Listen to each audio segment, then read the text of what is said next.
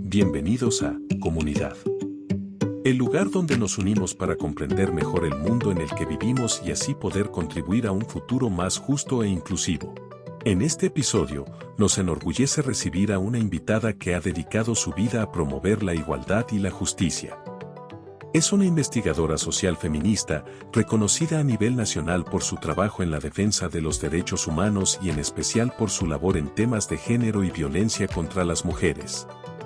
Nuestra invitada nos guiará a través de una discusión profunda y reveladora sobre uno de los problemas más difíciles de nuestra sociedad: la violencia de género. Analizaremos sus raíces, entenderemos sus factores determinantes y aprenderemos a tomar medidas para combatirla y prevenirla. En este episodio de Comunidad, Eduardo Botero conduce una conversación imprescindible y urgente. Esta no es una simple discusión informativa, sino un profundo análisis comprometido con el respeto a los derechos humanos, en particular, la defensa de los derechos de todas las mujeres.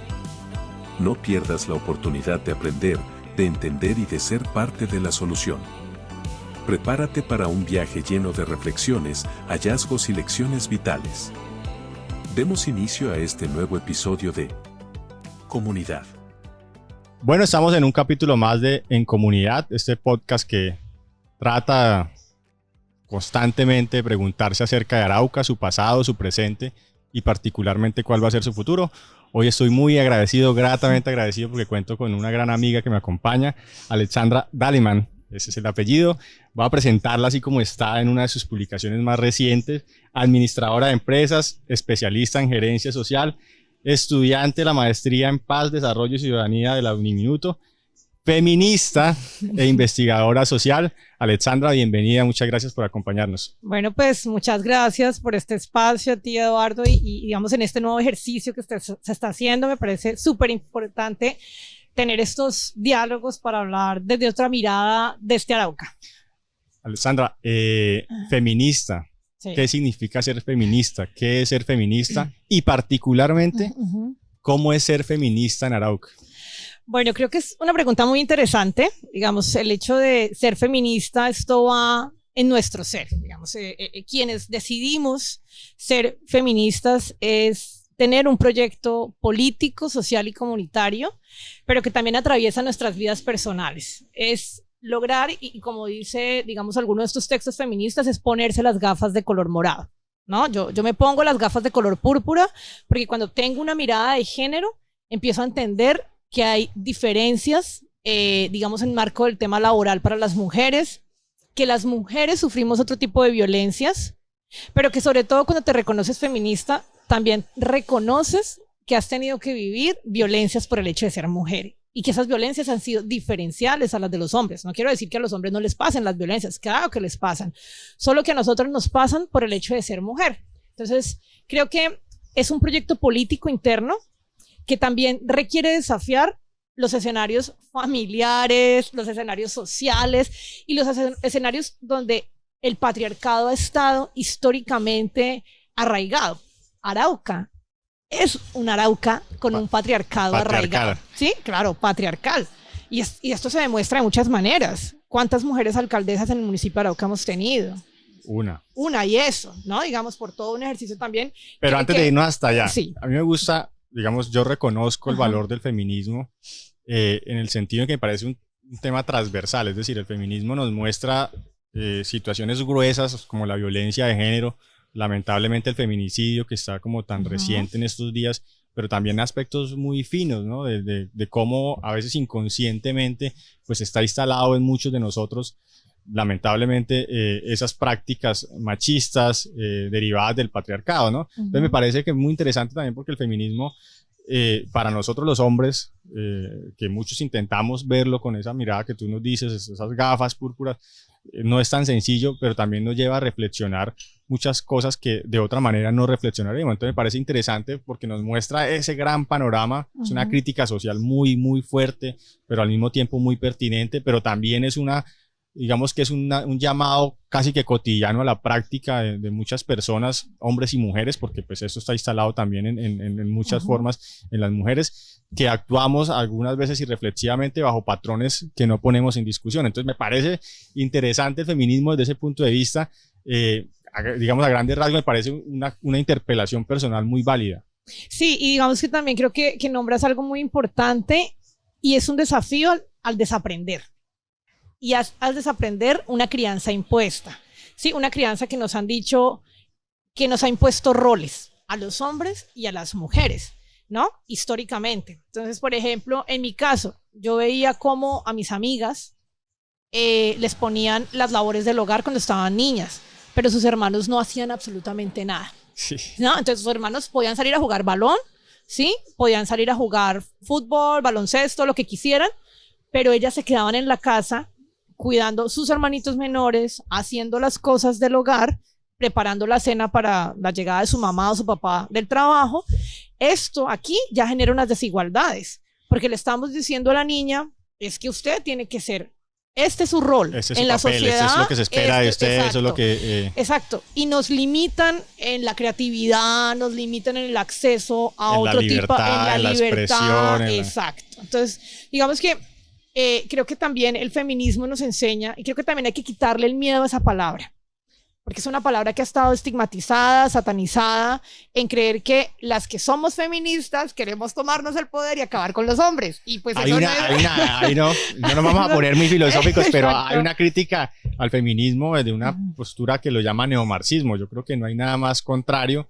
Pues por supuesto que no es para nada una postura absolutista en el sentido de querer imponer un modelo o una perspectiva de vida, sino que es una crítica social muy válida, como lo es también cuando se habla de racismo, cuando lo es que se habla de exclusiones en temas de pobreza o económicas, cuando se habla de justicia ambiental. Es decir, todos esos son discursos que van hacia un mismo punto y es una crítica a cómo se vive en la cotidianidad, ¿cierto? Cómo estamos viviendo, cómo estamos habitando el mundo y cómo nos estamos relacionando con los otros, con el otro.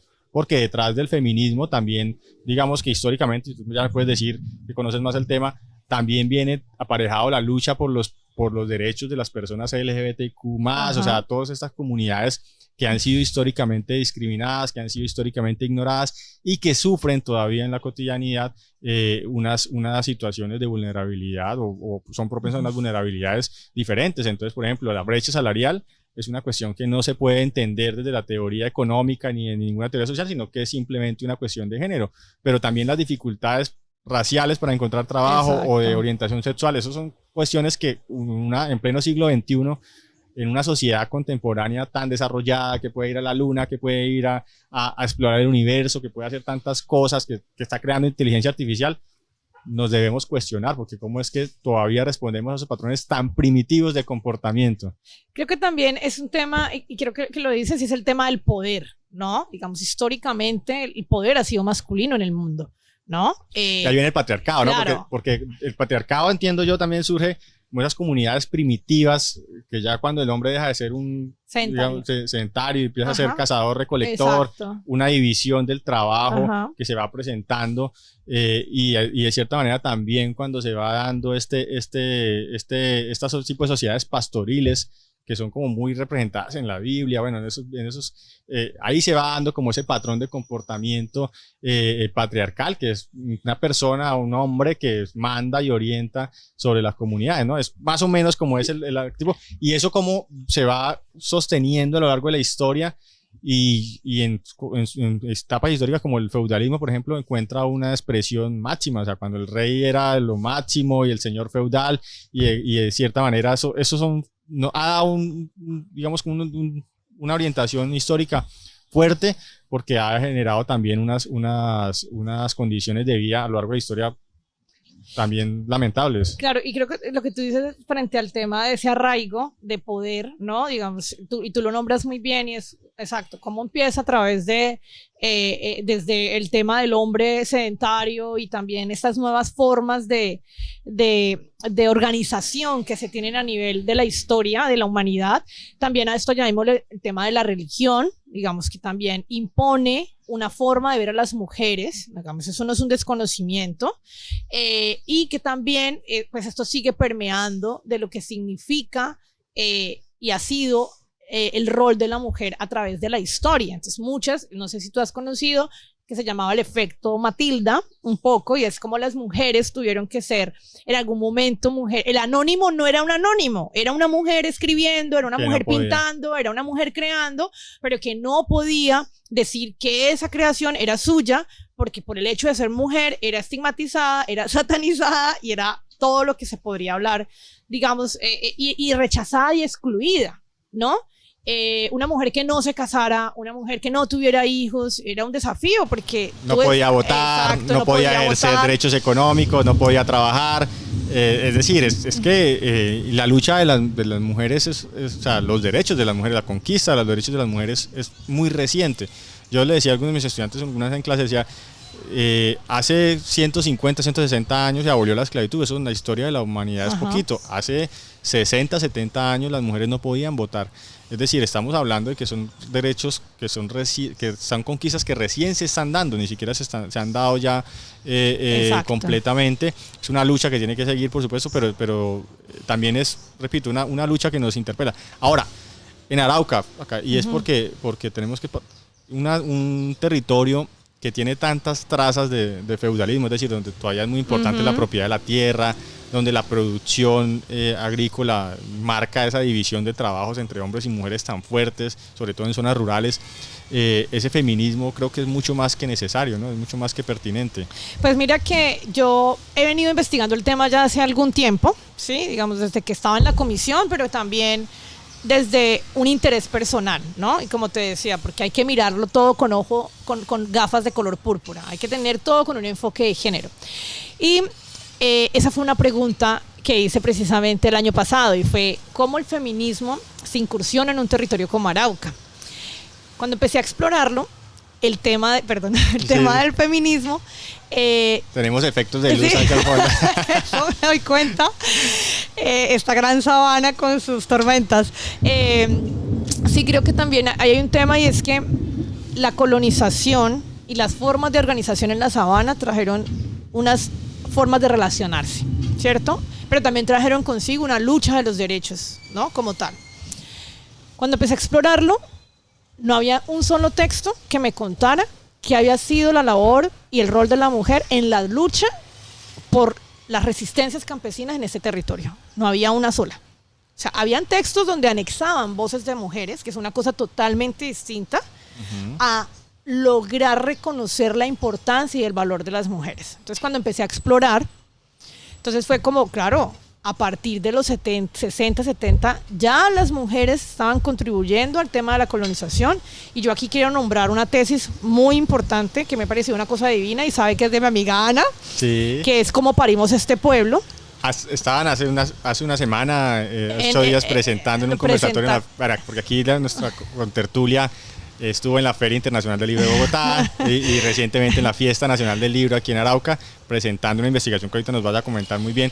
Pero hablaba Ana tratando de reconstruir ese discurso de la mujer colonizadora, ¿no? Porque siempre hemos hablado de colonizadores, exacto, no de colonizadoras. Y las mujeres jugaron un papel muy importante, digamos, en el rol del cuidado, en otros escenarios, ¿sí? Digamos, pero también en la organización, ¿sí? Digamos, en las compañías campesinas, en organizar el ejercicio. Y esto no se visibiliza. Entonces, cuando empiezo a preguntar, entonces, claro, las mujeres tuvieron que ganarse y luchar por estar en espacios donde eran, digamos, en su mayoría hombres. Esto no quiere decir que no siga pasando. Esto sigue pasando en el territorio. Solo que visibilizarlo en esa época era mucho más complejo. Mucho más. Por el otro lado, también hay una incursión en el feminismo en Arauca a partir de los años de 1990. Y es porque también, y recordar un poco acá, la primera ola del feminismo, que es todo el tema del sufragio, ¿no? El tema del derecho al voto, Pero también hay una segunda ola que empieza a hablar sobre los derechos sexuales reproductivos de las mujeres. Y esto pone un escenario donde las mujeres hablaban de la necesidad de manejar y ser independientes y autónomas con sus cuerpos. Con sus cuerpos. En Arauca, en 1990, entonces ya digamos que ahí como se acoge a nivel nacional los distintos convenios, tratados, y empiezan a implementar en los territorios, hasta en los 90, empiezan a implementar en los territorios el acceso como tal y a fortalecer el acceso a los derechos sexuales y reproductivos. En Arauca hubo una persona que jugó un papel supremamente importante. Ella se llama Marta Muñoz, que fue coordinadora de la Casa de la Mujer aquí en Arauca. Y ella, siendo funcionaria, digamos, logra montar la Casa de la Mujer con otro cúmulo de mujeres donde yo nazco como feminista, mucho más ahí, me pongo mucho más fuerte, porque se acompaña con otras mujeres, ¿no? Pero también logra posicionar el tema, logra empezar a hablar de derechos sexuales y reproductivos, logra coger las distintas normas, y esto también pues fortalece la entrada de empezar a hablar sobre los derechos de las mujeres y sobre los escenarios de desigualdad que las mujeres tienen en un territorio como Arauca. Pero digamos, digamos que eso es muy importante, Sí. pero hay que partir de un hecho esencial, y es reconocer, y te hago la pregunta, ¿somos en Arauca una sociedad machista? Porque pues muchos dirán, no, pero es que miren, puede que hayan algunas prácticas, pero eso no significa que seamos, bueno, pero somos en esencia una sociedad machista. Sí, y muy machista. O sea, más de lo normal. Sí. Arauca, según el FOID, que es el Observatorio de Conflictividades que tiene Arauca, registra una de las más altas victimizaciones hacia las mujeres. Hay violencia sexual y violencia intrafamiliar. Del 2022 hasta lo que llevamos del año, hay un aproximado de 258 casos reportados en el marco de violencia sexual y 179 en violencia intrafamiliar, en un territorio que no superamos los 250.000 habitantes. 310.000 más o menos, habitantes, dice ¿sí? el DANE, sí. Exacto, es muy alto. Bastante Realmente alto. es una cifra muy alta. ¿Y dónde queda el subregistro?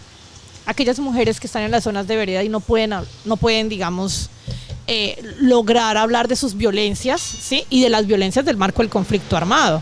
Sí. Entonces, digamos, Arauca tiene un escenario, y quiero poner las cifras acá, porque no quiero también que esto se vea como una subjetividad. No, lo están mostrando. Las mujeres en sus casas, porque la mayoría de las victimizaciones no vienen de la calle, vienen de los hogares de las mujeres donde están viviendo. Vienen desde sus esposos, sus papás, sus hermanos, ¿sí? Sí. Primos, familiares, amigos cercanos de la familia. Y también quiero decir algo, y es que el mayor porcentaje de esa violencia es ejercida por hombres, no es por mujeres, es por hombres quienes, porque también ahora hay como un tema, es que nosotros también nos violentan. Claro, sí. Claro, no estoy diciendo que no, los hombres también pueden sufrir violencia de género, pero el porcentaje es menor.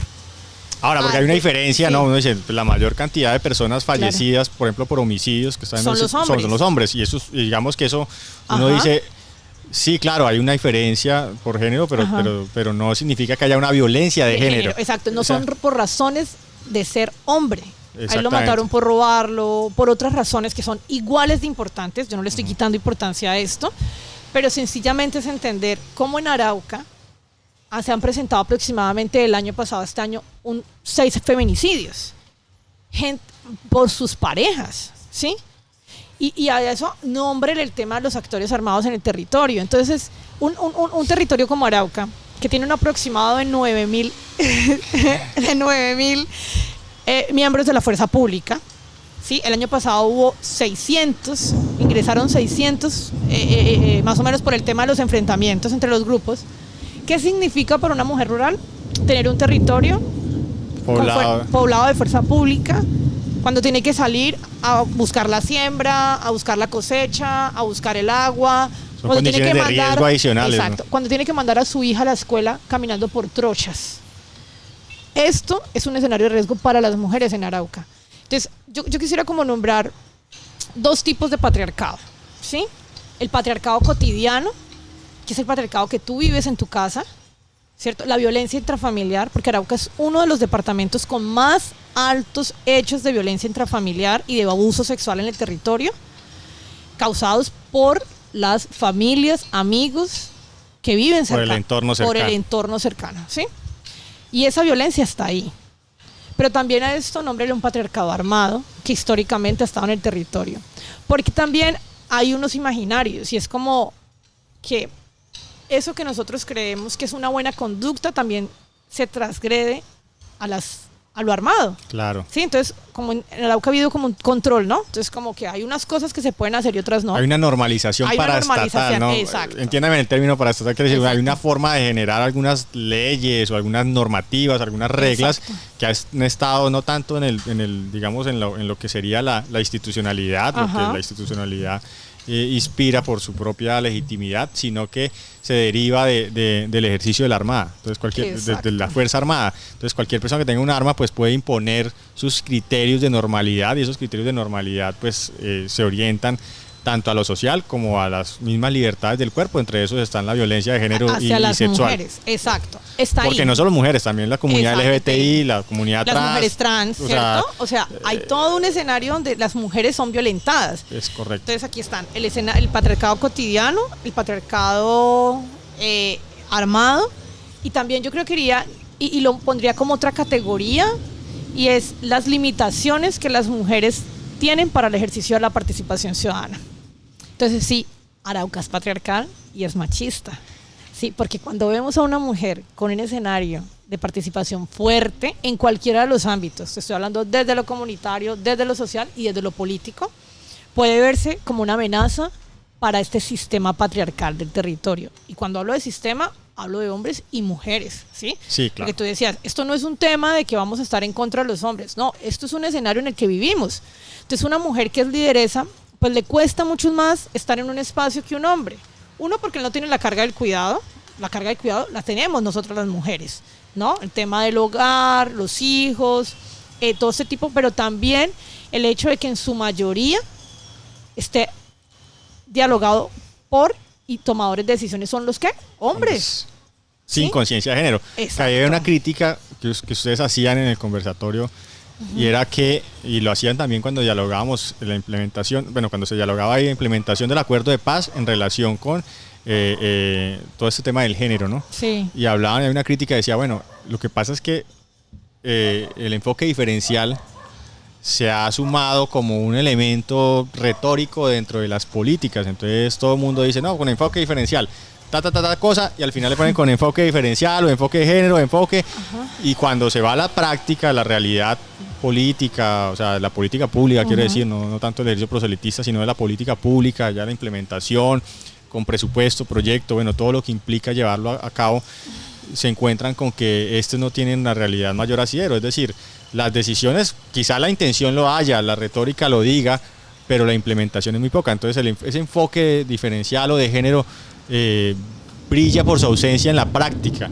Lo está, digamos, en la implementación del acuerdo y como veníamos hablando, pero la generalidad de las políticas públicas, ¿no? Sí. Y es precisamente porque a veces el enfoque de género se ha impuesto tanto, digamos, porque está ahí, es una manera de decir, esto es una galleta para el funcionario, ¿no? Entonces tengo que traer 50 mujeres para el taller y que vengan y me participen y me hablen. Y el funcionario va y busca las 50 mujeres. Sí. Y citó 50 mujeres para hablar de derechos sexuales y reproductivos. Un día, ¿cierto? Sí. Entonces él ya les hizo firmar y todo el tema. Ah, no, mira. Capacitadas. Claro. Vamos a hablar de participación política y vamos a invitar. Entonces fueron 20 mujeres y 20 hombres. O la libertad, entonces hay emprendimientos para las mujeres, entonces le damos máquinas de coser, porque eso sucede mucho. Y carritos sanducheros. Entonces es un enfoque, claro. En realidad es el enfoque que se le ha dado, ¿no? Claro. Yo no puedo decir, de esos habrán 2, 3 casos exitosos, pues por supuesto que las personas también verán eso, pero eso no es un enfoque de género real, ¿no? Porque al final de cuentas las causas estructurales de las diferencias a partir del género siguen existiendo. Y una de las limitaciones que las mujeres más presentan para lograr dejar relaciones de violencia es la independencia económica, ¿sí? Entonces, hay algo que se llama y es las acciones participativas, pero también las acciones efectivas para las mujeres.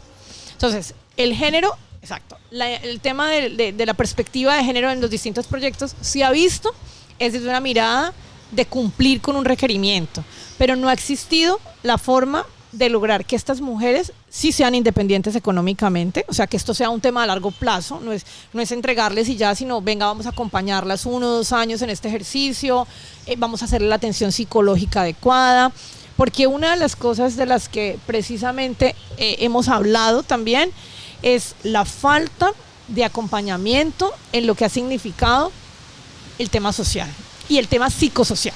Ahora, Flaca, eso no es fácil porque aquí en Arauca confluyen muchos temas. O sea, ya le hemos dicho, aquí confluye el conflicto armado, una situación de frontera que tú ya has tenido la oportunidad de investigar y hablar, que no es fácil, menos después de 2015 con esa crisis tan fuerte que hubo. Hay digamos, unos procesos históricos de ocupación del territorio que han sido muchas veces no planificados y que muchas veces no han permitido generar una ocupación mucho más efectiva del territorio, o sea, mucho más armónica del territorio.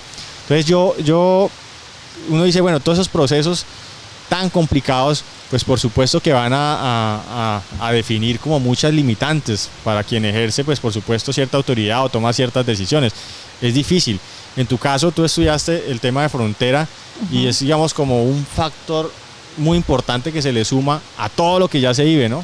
Entendiendo que Arauca Arauca es un tema tópico, o sea, es un tema porque siempre dicen, no, es que las fronteras son artificiales. No, en Arauca realmente las fronteras son artificiales porque la migración, digamos, la diferencia entre Venezuela y Colombia no es clara ni históricamente y por más que hayan problemas ahora, no va a seguir siendo clara porque compartimos un estrecho lazo familiar que difícilmente vamos a poder disolver en el corto plazo. Entonces ahí esos temas se suman y vuelven aún más compleja la ecuación. Claro.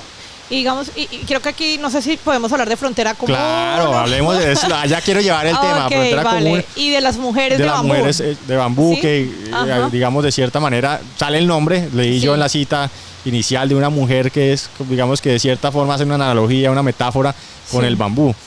Exacto, de que las mujeres son fuertes, resilientes, ¿no? Y que intenten doblarlas y que intenten romperlas, pero no se puede, ¿no? Y es un poco esa analogía desde la resiliencia, desde la resistencia, ¿no? Y desde el valor que han tenido las mujeres en Arauca para construir escenarios de paz, de verdad y de reconciliación en un territorio tan complejo, como tú lo decías, por una frontera, por un conflicto armado y por un sistema patriarcal. Y por la ausencia del Estado. Y por la ausencia del Estado y los niveles de corrupción tan altos que no han permitido también, digamos, como unas acciones fijas en este sentido. Entonces yo sí creo que el tema de la frontera fue un escenario supremamente divino porque eso que tú dices de cómo en el 2015 hay una frontera que se agudiza, ¿no? Por esas relaciones tan marcadas que nos dejó esa época, pero también el hecho de cómo la frontera en algún momento fue refugio para las mujeres, ¿no? Entonces recordar que en el 2000 Arauca sufrió un impacto fuertísimo por la época del paramilitarismo, donde las mujeres tuvieron que irse y se iban con sus hijos, porque una mujer no se va sola, ella. Sola. El hombre se puede ir solo. Él se va solo porque él se puede ir y dejar a su familia. Porque está al cuidado de quién? De la mujer en su mayoría de veces, o de la mamá, ¿no? O de alguien, pero es femenina. En este caso, las mujeres no se van y dejan a sus hijos, se llevan a su familia. Y hubo familias enteras que se desplazaron en esa época y que la frontera fue refugio, por esa mancomunidad que teníamos con Venezuela, ¿no? Era muy fácil pasar para allá, habían familiares, había gente de Arauca viviendo allá. Entonces, un sistema de apoyo que permitía. Es más, el registro que ACNUR tenía de refugiados era muy chiquito para la cantidad de personas que se desplazaron en ese momento. ¿Por qué qué? Porque uno tenía el tema de la doble ciudadanía, ¿no? El tema de los permisos. Era mucho más fácil irse por ahí, ¿sí? Que buscar... Por la misma comunicación. Las únicas vías buenas eran por ahí, ¿verdad? Partiendo por ese lado. Entonces, llegábamos a Cúcuta en 5 horas, ¿no? Entonces creo que eso también permite ver cómo hay un refugio, pero también cómo a partir de del cierre de la frontera y del fenómeno de la migración en un territorio como Arauca, donde llega cualquier cantidad de personas buscando nuevas oportunidades, las mujeres también llegan. Pero no solamente las mujeres llegan, las mujeres transitan por unas fronteras que no son seguras para las mujeres. Y esto es una categoría de análisis que creo que hay que mirarlo con mucho más profundidad, de lo que ha significado para una mujer pasar por una frontera dominada por grupos armados, solas, informal, que se vea de todo, Sí, y con el riesgo de que les pase algo. Digamos, yo también tuve la oportunidad de estar el año pasado en otras áreas del país, donde logré conocer el tema de la trata de personas, pero también donde logré conocer mujeres que no estaban en el territorio y que pasaron por Arauca, o sea, que estaban en otros lugares como en Cali, Piales, ¿no? Mujeres migrantes que habían logrado pasar y me contaban su experiencia. Y muchas de esas experiencias eran aterradoras. Pero también muchas de esas violencias vieron afectados sus cuerpos. Se presentaron violencias, se presentaron abusos sexuales, ¿no? Entonces, aquí también es ver cómo hay una frontera y que muchas veces esta frontera ni siquiera es visible con perspectiva de género. Y lo que te digo es porque muchos de los estudios, claro, no quiere decir que no se ha hecho. Ahora, la cooperación ha hecho acciones en el marco de las mujeres. Perspectiva económica, ¿sí? Exacto, pero de seguridad. Los análisis de seguridad. Incluso hasta transnacional, digamos, para las relaciones bilaterales. Afecta, exacto. Pero la pregunta y la categoría de qué pasa con las mujeres que han transitado históricamente por esta frontera, o qué pasa con las mujeres que históricamente han habitado territorios fronterizos y comunidades ribereñas, ¿no? Lugares donde han vivido pegaditos, digamos, ese río ha estado mucho más cerca de lo que no normalmente, y esa comunicación ha sido mucho más fuerte. Pero ¿qué ha pasado con estas comunidades ribereñas? ¿Qué ha pasado con las mujeres que viven al lado del río? Y cuando yo hablo del río, hablo desde todo el territorio araucano, no únicamente desde acá del río, en Arauca. Todo el área de influencia. Estoy hablando de Sarare, estoy hablando de Saravena, de Arauquita, por donde pasa el río y nos conecta con ese otro país. Y la pregunta es, ¿en qué condiciones viven las mujeres? Y un poco lo que yo te decía anteriormente, hay un nivel altísimo de violencias, pero no hay un análisis que nos permita entender ese subregistro. ¿Qué pasa con la mujer que está viviendo en un territorio donde no llega el Estado sino de vez en cuando, donde hay un pequeño centro de salud, donde hay una escuela pequeñita, pero donde no hay una comisaría presente, no, por las distintas dinámicas que se presenten, pero que no están? Esto también ocasiona que tenga que tener una mirada distinta. El análisis de la frontera tiene que mirarse con perspectiva de género, ¿sí? Pero digamos, también ahí quiero de pronto, si tú lo conoces, ajá, porque de todas estas dificultades también surgen formas de organización. Ajá. Y las mujeres, como tú le decías, han sido muy importantes, o sea, han sido invisibilizadas. En un capítulo anterior hablamos de un poco de blanqueamiento de la historia, aquí hablamos un poco de la invisibilización de la mujer en la historia del territorio araucano, pero las mujeres han sido fuertes, valiosas, han sido de cierta manera muy dadas a organizarse alrededor, por supuesto, de sus comunidades y de sus derechos. Aquí hay algunas dinámicas de organización que son muy valiosas. No sé si tú me puedas dar la razón o no en ese sentido. Sí, y yo creo que también quisiera hablar y nombrar algunas de estas organizaciones que han venido trabajando. Las mujeres, digamos, por ejemplo, el ejercicio que ha venido siendo Fundación Dignidad Trans, ¿no? Y es como partir también, hay una mixtura entre mujeres colombianas y mujeres de Venezuela. Y esto ha hecho que también en algún momento Arauca municipio, Arauca capital, fuera un escenario de seguridad y protección para las mujeres trans. Eso también lo hablo en Frontera Común, ¿no? Digamos, cómo hay unos relatos también donde uno recoge cómo estas mujeres que vivían en Venezuela no podían ser ellas también por su machismo, y que en Arauca una fundación como Fundación Dignidad Trans recoge también las necesidades de las mujeres trans migrantes. Entonces, lo que decíamos, ¿no? Sí. Que aparte de que eres mujer trans y eres mujer migrante. Es una teoría de interseccionalidad, es decir, se encuentran y mujeres trans afro. Entonces, claro, mujeres trans afro, migrante, ¿no? Y ser una mujer trans en un territorio como Arauca, pues también genera unas dinámicas. Entonces, creo que ahí pues han existido formas de organización que las mujeres acompañan y se protegen. Hay otro escenario que también quiero nombrar, y un poco también lo nombrábamos en el conversatorio, era como las pequeñas acciones de sororidad. Entonces, las mujeres se organizan, ¿no? Entonces, Fundación Dignidad Trans, un ejercicio como Asofavida en Saravena, donde las mujeres se organizan para buscar a sus familiares desaparecidos por el conflicto, ¿no? Y son mujeres porque a los que les aparecen son a los hombres en su mayoría, pero las que se quedan buscando a sus familiares son las mamás, claro, las esposas, las hermanas, las hijas, ¿no? Asofavida recoge a estas mujeres las une, y tanto así que han logrado recuperar familiares, que se posicionan, pero también se acompañan desde la sororidad, ¿no? Organizaciones como Amar, organizaciones como Amarte, organizaciones como Alzadi en Saravena, mujeres de la comunidad LGBTI que hacen un ejercicio súper importante, entre otras, ¿no? Digamos que están siempre ahí acompañando los procesos organizativos. Creo que han estado resistiendo a un territorio que muchas veces les ha impuesto esas dificultades, pero también acciones sororas pequeñitas. Y como te digo, en algún momento las mujeres se organizaban para hacer el fogón, y a través de la cocina se reúnen, cuentan sus historias y van sanando. Tienen Eso es un espacio de contención también, de apoyo, de una red que van tejiendo. Exacto. Porque parte, digamos, de este programa significa reconocer eso que es la comunidad, ¿no? La comunidad es sobre todo un espacio de diálogo, sí. Es un espacio de encuentro en el cual se dialoga con otro que comparte con uno, pues, intereses, comparte dolores, comparte sueños, tristezas, y en medio de todo esto, pues las mujeres conforman comunidades, ¿no? O sea, están diferentes comunidades, pero todas bajo un mismo parámetro, que es lo que tú dices, pequeños actos de sororidad, pequeñas acciones que van generando el fortalecimiento, porque al fin y al cabo uno dice, en medio de todo lo difícil que sucede,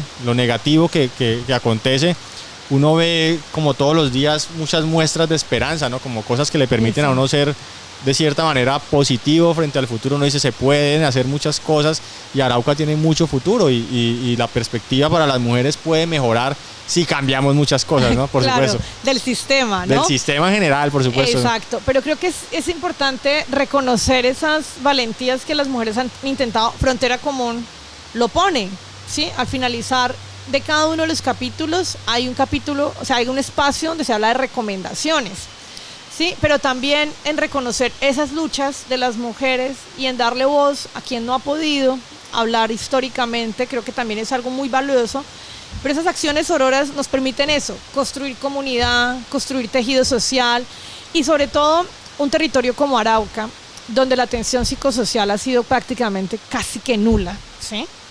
Porque lo ha sido, digamos. O sea, ¿No había un enfoque de salud pública integral alrededor de esos temas? No lo hay, ¿sí? Digamos, los psicólogos y las psicólogas muchas veces no están, no tienen los suficientes agendas, porque no se contratan los suficientes, porque no llegan a los territorios, ¿no? Y cuando hablo, hay que llegar a la zona rural también, ¿sí? Hay que llegar a otros escenarios. Hay que romper el estigma, porque la gente dice que el psicólogo es para los locos y locas, y pues no es así, porque realmente la terapia nos ayuda a sanar muchas cosas, pero las mujeres han creado sus propias maneras también de sanar juntas, ¿sí? Porque precisamente las afectaciones de las violencias sexuales, las afectaciones de las violencias de género por parte de sus parejas, siendo víctima del conflicto armado, porque mira, hay algo que en la Comisión de la Verdad me pasó, y es que o sea, los relatos que yo les tomaba a las mujeres que eran víctimas del conflicto, muchos de ellas me marcaban una violencia desde niña en sus hogares. Aparte, o sea, de que era víctima de violencia de conflicto, pero había sido víctima en su hogar. Ahorita detenerme un rato, porque digamos, también hay una idea, algunas personas que piensan que el hecho de la violencia de género es un hecho específico en la biografía de la persona, de la mujer, ¿cierto? O sea, como que pasó algo malo, por ejemplo, una violación, un abuso, una violencia física en un momento determinado, y que ese como que es un parteaguas, ¿no? A partir de ahí la vida cambia, pero total. No.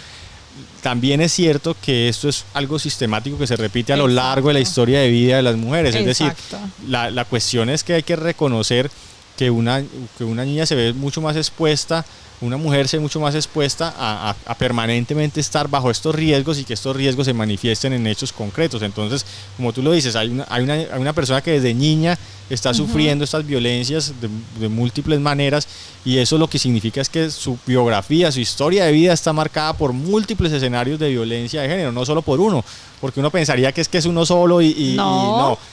digamos, es una cuestión, por eso creo que el feminismo interpela muy bien esto, porque al hablar de sistema, de un elemento sistemático, estamos hablando de que esto está, por supuesto, instaurado en la cotidianidad, en las prácticas y las costumbres cotidianas, y que no se trata solamente de elementos puntuales que uno puede remarcar y decir, pero bueno, fue un solo hecho. No, es un hecho constante, permanente, que aunque no se genere de cierta manera, de manera tan traumática en la mayoría, sí generan riesgos y sí generan afectaciones sobre las mujeres.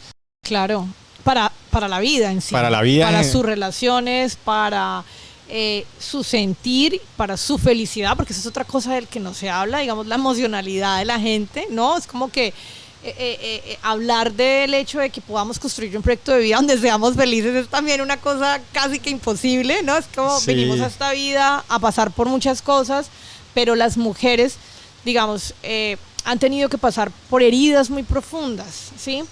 Y no hemos tenido un Estado que logre acompañar a estas mujeres y a las mujeres que han logrado sufrir este tipo de violencias, ¿sí? Entonces, pues hay unas formas de acompañarse, ¿no? Entonces es eso, recogerse con la vecina, con la amiga, con la asociación, ¿no?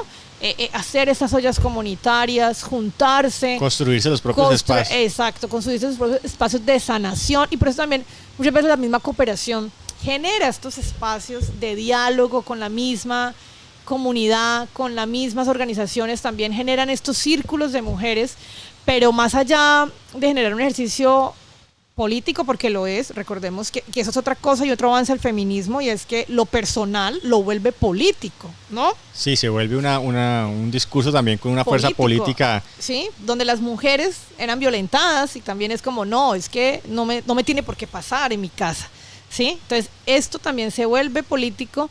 Estos círculos, claro que también son políticos, ¿no? Porque sanamos de manera conjunta, pero también es un escenario que tú dices, fortalecer los lazos entre las mujeres, porque aparte hay un patriarcado que nos fractura todo el tiempo en esas relaciones.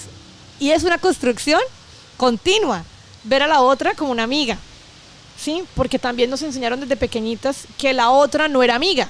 Entonces era como, ojo, no se junte con esa niña porque esa niña es como malita. ¿Sí? O es mejor ser amiga de los hombres que de la misma niña. Eso, hemos tenido eso, ¿no? Cosas como, es que yo prefiero trabajar con hombres que con mujeres. Sí. Yo amo trabajar con mujeres y me ha ido mucho mejor, te lo aseguro. Sí, pero creo que también el escenario de lograr entender y entendernos, porque yo todavía estoy en ese proceso de aprendizaje. O sea, eso no quiere decir que yo no tenga diferencias con otras mujeres, claro que las tengo, sí, y estamos en un proceso de aprendizaje donde entender que la otra es mi compañera, mi parcera, mi amiga que me está juntando, esa que te ayuda a reconstruir los pedacitos también, digamos, de todas las historias que hemos tenido que vivir como mujeres, ¿no? Te acompañas con esa otra amiga, y entender los escenarios de confianza, porque hay un patriarcado que nos dice, hey, no se junten, que eso es malo, ¿sí? Y ver a la otra como enemiga, como competencia, ¿no? Y entonces enaltecemos al hombre que sí es líder, él sí habla, él sí, pero a esta la vemos con recelo, nos da temor, nos da miedo. Entonces creo que también es un escenario en el que las mujeres tenemos que estar aprendiendo todo el tiempo. Bueno, pero también es un llamado a los hombres, me incluyo yo, digamos, porque de cierta manera uno dice, el feminismo me interpela a mí como hombre, ¿no? Entonces yo digo, bueno, uno es responsable, pues por supuesto, porque hay actos no conscientes que van marcando esos micromachismos, esas formas como que no son, parecerían para uno como tan graves, eso no es tan grave, perdón, o digamos esos estereotipos también que van alimentando ahí. Entonces a los hombres como que cuando interpretan eso uno dice, venga, pero no, porque yo no lo hago conscientemente, o yo cómo hago, entonces algunas veces le dicen, no, tiene que construir su masculinidad, y eso suena como que, mejor dicho, como destruir el núcleo de la identidad de la persona. Y hay que decir a los hombres, yo por lo menos lo asumo así, que se trata no tanto de perder la identidad, sino de poder entender en el diálogo con eso otro que es la mujer, ¿no? Que es lo femenino, que ha estado expuesta a todas esas cosas a lo largo de la historia, comprenderlo y dialogar y entender eso, ¿no? Porque, o sea, repito, porque si a uno va por la vida diciéndole construya su masculinidad, de cierta manera uno va a decir, no, pero venga, porque si lo masculino es lo que a mí me identifica, lo que me enseñaron a mí que me identifica y yo lo pierdo, entonces ¿qué soy? No, entonces no se trata de renunciar, sino se trata de repensar, ¿no? De construir no es destruir, es lo primero que hay que pensar. Se trata de resignificar, si se vale el término, se trata de replantear, si se quiere, se trata de reconsiderar mucho de lo que nos han enseñado como masculinidad para poder hablar, congeniar, dialogar con lo otro que es la mujer, ¿no? Lo femenino, con eso que de cierta manera ha estado expuesto a todo eso. Porque lo digo para que no perder el espacio este programa, porque pues uno de hombre no lo habla mucho, ¿no? O sea, no hay tantos espacios de hombres que hablen sobre feminismo, pero sí siento muchas veces que la amenaza que a veces se siente del feminismo es esa como, no, yo no puedo perder, no quiero perder mi masculinidad, no quiero... Y también hay una cosa, y es que hay un miedo de perder el poder del privilegio. También es cierto. ¿Claro? Sí, también es cierto. Porque replantearse la masculinidad y de construirse, digamos, y generar unas nuevas formas de relacionarnos, conlleva a varias cosas. Y es uno, aperturar más los espacios de participación, a escuchar más a las mujeres, ¿sí? Y por el otro lado, también es empezar a perder esos espacios de poder, pero también de superioridad en los hogares. Y es entender que la labor del hogar no es única y exclusivamente de la mujer, que son escenarios compartidos, que la economía del cuidado no me corresponde solamente a mí como mujer, que lavar y barrer es de los dos, que hacer la comida es de los dos, que bañar a los niños es de los dos, que estar al cuidado del hogar es de los dos, ¿sí? Porque también con la nueva apertura laboral y con la posibilidad que tenemos las mujeres de hoy en día de trabajar, entonces he mirado, yo no soy mamá, ¿sí? Pero también, digamos, en mis relaciones, en algún momento los escenarios de poder se vieron, ¿sí? Y una sobrecarga claro, del hogar. Tú llegas mamá de trabajar y tienes que llegar a organizar cosas de la casa mientras que tu compañero está feliz de la vida. Jugando fútbol o... tomándose una pola y viendo televisión. Y uno como, ok, ¿y todo lo que está aquí qué? ¿Sí? Y eso le pasa, digamos, a muchas amigas mías, compañeras. Uno que les ha tocado la maternidad sola. Y creo que es un tema que hay que hablar en Arauca. Hay que hablarlo. La paternidad es una responsabilidad y tú no la puedes dar el dato evadir. porque yo estaba viendo la encuesta de calidad de vida y el censo en estos días. Sí. Y ahorita que pasemos al final de la charla para hablar un poco de las recomendaciones o cómo podemos cambiar esto. El 90% de los hogares que tienen un único jefe de hogar, o sea, son jefe de hogar mujer, es decir, una proporción muy pequeña, creo que son como 5.000 hogares, tienen un jefe de hogar con niños o con adolescentes que es padre, que es hombre, ¿no? El 90% restante son las mujeres. Entonces eso significa que, por supuesto, eso es un fenómeno que uno no entiende. Y dice, ¿por qué? Porque es el privilegio. ¿Cierto? Porque hay unos padres ausentes, porque hay tantos más padres ausentes que madres ausentes. Claro, eso tiene muchas explicaciones, el mismo conflicto. Pues, el privilegio también, pero el privilegio de ser hombre y poder irme y descuidar esto que está ahí. La posibilidad de negarse a asumir con total responsabilidad. Eso, o sea, eso son cosas, y lo dicen las cifras, o sea, eso lo dice el censo, lo dice el DANE, y lo marcan, por ejemplo, también como otra cifra. Entonces estaba yo revisando acerca de los afros y los raizales palenqueros. Imagínate que los hombres afro estudian en promedio menos que las mujeres, pero el 50% de las mujeres afro no están dentro del mercado laboral, es decir, renunciaron a buscar trabajo, mientras que esa proporción es mínima dentro de los hombres, es decir, está dentro de la norma de los valores de la demás población. Entonces uno dice, claro, las mujeres afro tienen una posibilidad de estudiar más porque ellas no tienen, por lo menos en Arauca, la proyección de participar en el mercado laboral. Entonces, ¿qué pasa cuando una mujer no participa en el mercado laboral? Pues hay una sobrecarga, son las encargadas, las cuidadoras, son las que se tienen que quedar con los niños, con los adultos mayores, son las que tienen que asumir toda esta economía que no es remunerada, todas estas labores que no es remunerada y que de cierta manera también entran a reforzar ciertos patrones de género que claro, son fuertes, ¿no? Y yo también quiero y eso lo hago desde mi posición personal, digamos, y es, nadie se imagina lo que significa el abandono paternal. Y aparte de que dejas a una mamá con 1000 cargas económicas del cuidado. Cuidar no es chévere, o sea, no hay que romantizar la maternidad. La maternidad es supremamente dura, ¿no? Tienes que cuidar a otro ser que depende de ti para todo en la vida. Entonces, eso es una carga, ¿no? Y eso súmele que la mamá tenga varios hijos, ¿no? Digamos que eso pasa también mucho aquí en Arauca. Sí. Pero también el hecho de que esto genera unas heridas profundas en las personas que no tienen esa figura, ¿sí? Entonces, aparte, hay unas heridas para la mamá que tenga que cuidarlo, pero aparte, y esto no se ha estudiado.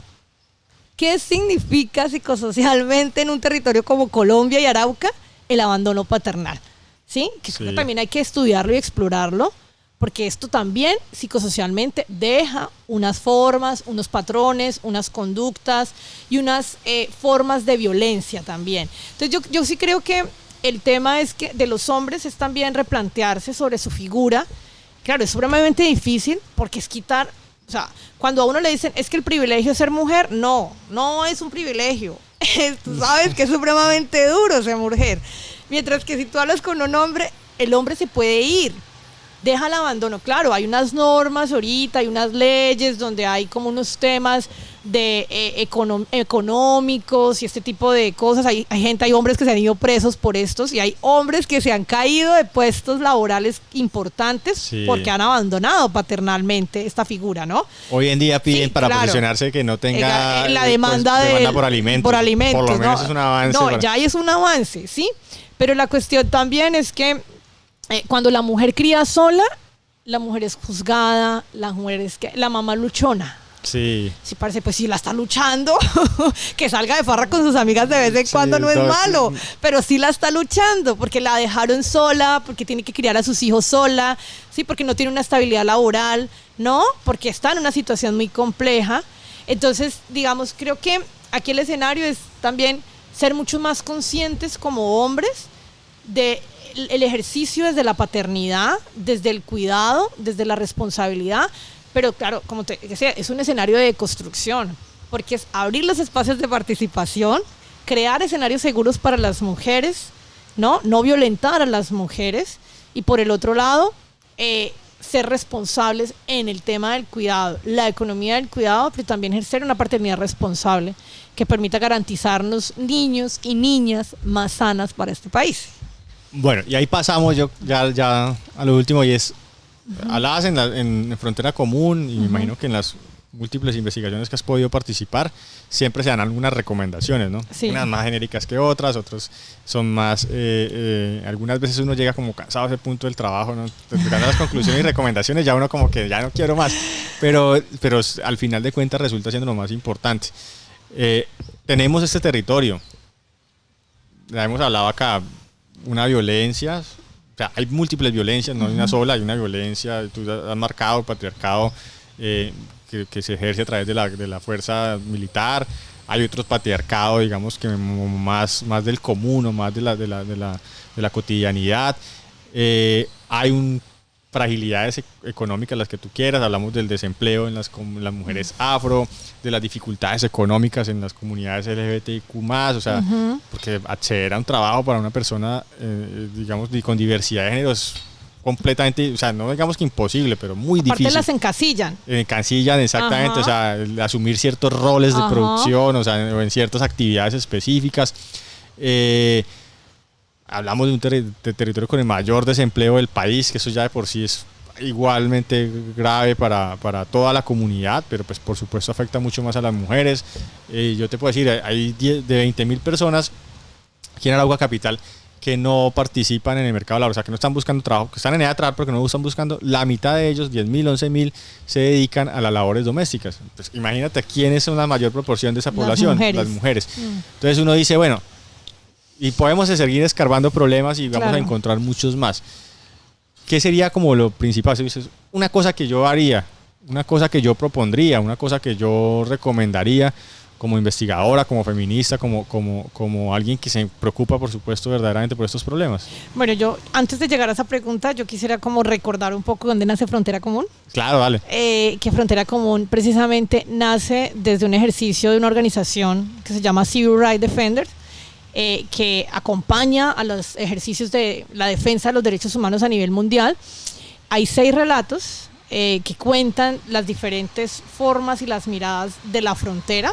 Uno de ellos es el capítulo de Arauca, que es la mujer. Son diferentes fronteras. Son diferentes fronteras, digamos, estamos en norte de Santander, en La Guajira, en Arauca y la Nación Uva también, ¿no? Digamos, un poco como ese tema de las comunidades indígenas que se ven como un solo territorio, ¿no? Que las fronteras las marcan un estado y unas leyes, pero que se ven como un solo territorio. Entonces creo que quisiera recordar también como este ejercicio y como una de las grandes, digamos, formas que quería contar Civil era poder hablar de las recomendaciones, esto que tú dices, porque claro, hablamos de toda una narrativa supremamente dolorosa que han tenido que sufrir las mujeres, pero también de las oportunidades que tenemos. Y yo creo que aquí podemos nombrar algunas de estas y también desde una posición personal, y yo creo que una de ellas es el fortalecimiento de las rutas reales de atención para las mujeres en marco de la violencia.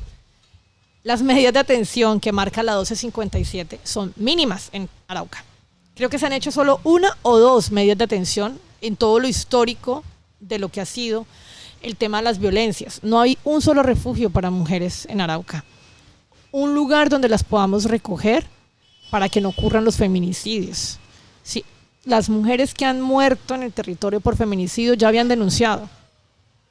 Ya habían dicho, ojo que me están maltratando, me están violentando, y no se cumplieron las medidas de atención a tiempo. Entonces yo creería que ahí es fortalecer las rutas y también intentar llegar a los territorios donde está el conflicto y las violencias, las veredas. ¿Sí? Creo que también hay importante recoger las formas y crear estrategias para lograr acompañar a las mujeres que no queden tan solas.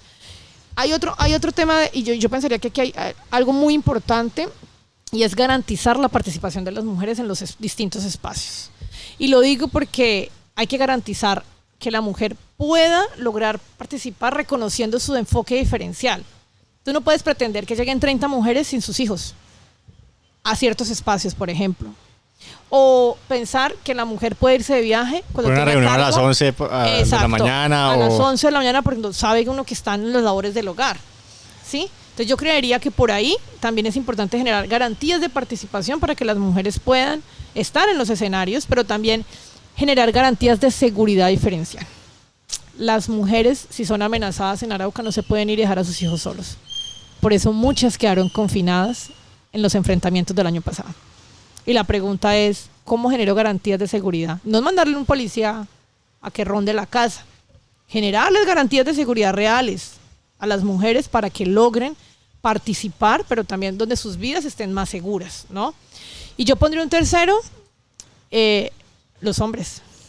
Creo que hay que incluirlos porque una sociedad se construye con mujeres y con hombres. Entre todos. Exacto. Y creo que también es importante, estos temas hay que ponerlos en los colegios. Porque desafortunadamente hay una nueva apertura donde los hombres están muy, digamos, como curiosos abiertos, con el tema, ¿cierto? De entender. Pero creo que es importante llegar a los colegios donde los niños y las niñas entiendan las formas sanas de relacionarnos. Crear escenarios donde las niñas se sientan fuertes, poderosas, independientes, autónomas, libres, ¿no? Pero que también cuando decidan amar a ese otro, querer a ese otro y relacionarse con ese otro, estén seguras. Y los niños y los jóvenes en Arauca tienen que entender que pueden expresarse, pueden llorar, pueden sentir, pueden recibir la mitad, pagar la cuenta entre dos, ¿no? Sí, pueden. Beneficio era salir con las feministas, sí, ¿ves? Sí. Pero sí es un tema de entender que él no es el mayor proveedor, que es una relación conjunta. Entre ¿sí? iguales, entre iguales, pares. Pero también donde cada uno de los dos pueda desarrollarse de manera libremente y sanamente. Y no veas, porque he visto cosas de niños jóvenes logrando ver a la compañerita, a la novia, a la amiga como si fuera una propiedad ya, ¿no? Entonces ya empiezan a imponerle, tú no puedes hacer esto, tú no puedes hacer aquello, tú no puedes hacer lo otro, ¿no? O también, si quieren expresar sus emociones, pues no lo vean como algo negativo, sino que lo logren hacer y que puedan sentir que puedan estar acompañadas de ese otro, lograr estar con ese otro, ¿sí? Lograr refugiarse, y no es malo. Entonces creo que es importante empezar por la educación y creo que hay que hacer un trabajo grandísimo en el sector social, político y comunitario en Arauca. O sea, los hombres tienen que empezar a entender que no somos únicamente la cuota del 30%, que esto lleva a lograr contribuir y que la participación de las mujeres en los escenarios, en los distintos escenarios de participación, es un avance para el territorio porque se van a tener nuevas miradas, porque se oxigena el liderazgo y también porque se logran poner las agendas de género reales y no el anexo del que veníamos hablando, ¿no? La hojita. La hojita. Ahí bueno. ya, hablemos de mujeres, una hojita y las políticas. No, reales, y que se hagan realidad. Entonces yo pensaría que serían esas Yo tres. te agrego únicamente, porque creo que es importante, que todas esas experiencias de las que tú has hablado, algunas, todas, porque en todo el territorio del departamento de Arauca hay experiencias de mujeres, de comunidades de mujeres, se retomen, se fortalezcan las que se puedan fortalecer, se valoren en todo su sentido y se les dé la oportunidad de seguir creciendo y desarrollándose, así lo deciden las mujeres. Es decir, o sea, porque a veces se piensa como que la forma de organización comunitaria, como que entonces ya el Estado no se necesita. Así como que el Estado dice, no, yo no, ya estos lo tienen organizados, estos están muy bien organizados, entonces yo ya como que no hago falta ahí. Y creo que es un error, antes al contrario, si yo encuentro estos espacios fortalecidos, puedo entrar a fortalecerlos aún más, puedo entrar a apoyarlos aún más y puedo visibilizarlos para que otras mujeres también lo tomen como referencia. Creo que es importante darlos a conocer porque aquí en Arauca, yo por eso empato con algo que decía ahorita, uno ve cosas como que le dan entusiasmo, como que le dan esperanzas, como que le dan, uno dice, se pueden hacer y se hacen muchas cosas. Ojalá tuvieran un poquito más de resonancia y no se perdieran en tantas cosas negativas que a veces parecen ser como la primera plana. Solo le agregaría eso. Yo le agregaría otra más para irnos. Hay que construir narrativas desde las voces de las mujeres. Eso se hablaba así, hay que escribir, hay que hablar, hay que cantar, hay que... Exacto, hay porque que de hecho eso no lo tocamos, pero es verdad, ¿no? La Exacto. expresión literaria, cultural, artística de la mujer está limitada. O sea, no quiere decir que no exista, pero sí es mucho más limitada. Entonces hay que abrir los espacios para dar, obviamente, porque la expresión es muy importante. Pero sí, tienes razón, eso de no... Claro, hay que contar los relatos de las mujeres, hay que contar el aporte que las mujeres han tenido en la construcción de este territorio, desde lo cultural, desde lo narrativo, desde la participación política y social. A las jóvenes, sí, a las mujeres que vienen, para que tengan la posibilidad de seguir aportando. Exacto. Lamentablemente muchos se nos van, muchos de los talentos más valiosos de Arauca se nos van. Ojalá pudiéramos recuperarlos o que permanecieran en el territorio, porque yo creo que eso también hace parte de la construcción. Y construimos una nueva historia. Exactamente. Pues Alexandra, muchas gracias, espero que te hayas sentido bien. Esto fue un nuevo capítulo de En Comunidad, un podcast que busca, nuevamente lo repito, repensar, plantearnos el pasado, el presente y el futuro de Arauca y tratar de encontrar una respuesta, y es ¿qué es lo que nos hace araucanos? ¿Cuándo nos hice esa pregunta? Y araucanas. Y araucanas, exacto, araucanos y araucanas. Nos hice esa pregunta porque evidentemente el tema del enfoque de género yo creo que incluye la identidad araucana, pero pues por supuesto también, como hemos repetido y lo vamos a mantener sobre el programa, es una identidad que va mucho más allá del llanero. No tampoco te pregunté sobre la llanería, no sé si quieres agregar algo para terminar, porque creo que digamos, este arquetipo del llanero que hemos vendido, el hombre a caballo con sombrero, también invisibiliza un poquito a la mujer, ¿no? O sea, también que ha quedado como atrás. Y se cosifica. Y se ha cosificado. La mujer se cosifica, y si tú lo ves en canciones, en temas artísticos, la mujer muchas veces se ve como un trofeo. Y se ve como yo me gané a la chica, yo me gané a la mujer más bonita, se ve como un trofeo en algunas ocasiones, ¿sí? Y eso se mantenía mucho más fuerte en otras partes de la historia, ahorita esto es menos, pero sigue viéndose como una cosificación. Yo creo que la invitación al hombre llanero también es un tema de empezar a replantearnos, porque es una cultura que domina la fuerza, ¿sí? Hay que dominar, ¿no? Hay que someter al débil. Y de alguna otra manera, pues si tú lo ves tú necesitas escuchar una canción para que te diga eso, ¿sí? Y yo lo pongo aquí con la potra zaina, ¿no? Entonces, claro, habla de un animal, pero también eso se ve mucho como un referente de lo que ha significado domar a la mujer, ¿sí? Entonces creo que también es un tema de empezar a replantearnos estas dinámicas. Sé que lo cultural es complejo porque son patrones con los que nos hemos criado y hemos estado ahí, pero es una oportunidad también para empezar a ver una cultura mucho más sana para hombres y mujeres, tanto para los hombres como las mujeres en su ejercicio en el territorio. Muchas gracias y nos vemos en un nuevo capítulo de En Comunidad.